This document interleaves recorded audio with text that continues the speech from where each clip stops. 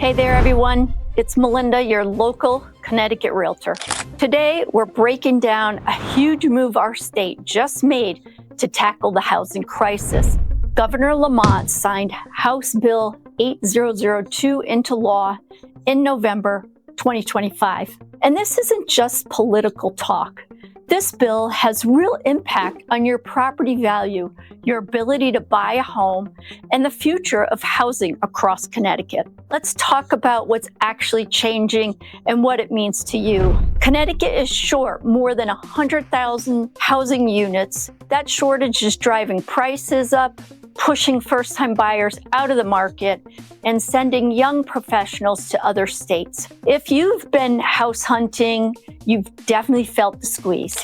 HB 8002 is designed to loosen that pressure and modernize our housing system. One of the biggest wins is the first-time homebuyer savings account launching in 2027. It's basically a dedicated savings account you open at your bank or credit union for your down payment or closing costs. And yes, you get tax deductions up to $2,500 or $5,000, depending on the final state guidelines. Employers may even be allowed to contribute if you've been struggling to save while paying rent. This is going to change everything. Current homeowners, this affects you too. More housing supply doesn't automatically hurt your values.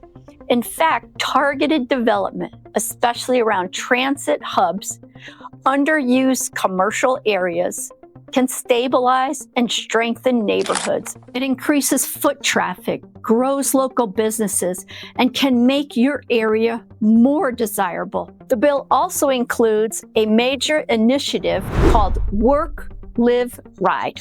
This focuses on converting all commercial buildings into housing near train stations, bus lines. That means areas near Metro North, Connecticut Fast Track, and other transportation hubs could see new apartments, condos, and mixed-use development. Think walkable, vibrant communities with better amenities and stronger property values. But here's the big one. Every town now has to make a choice. Municipalities must either partner with the Connecticut Municipal Development Authority, zone more housing near transit, or create a full housing growth plan. They also have to inventory their developable land, set housing goals, and work with regional planning groups. If they don't participate, they lose certain legal protections. So towns have a real incentive to get serious about housing. Here's the timeline.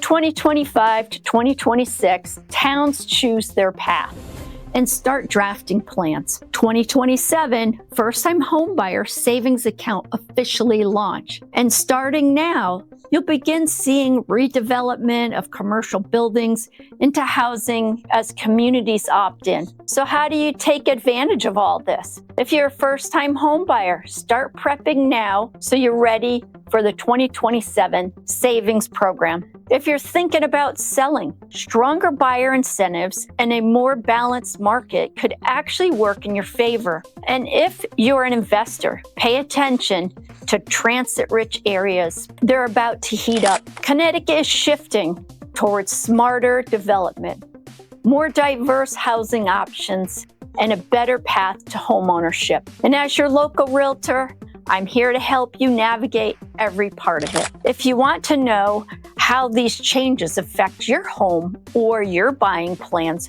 reach out anytime. You can read the full blog below this video. Call or text me at 860-985-4363 or visit my website, melindatherealtor.com. Be sure to like, subscribe, and stay tuned.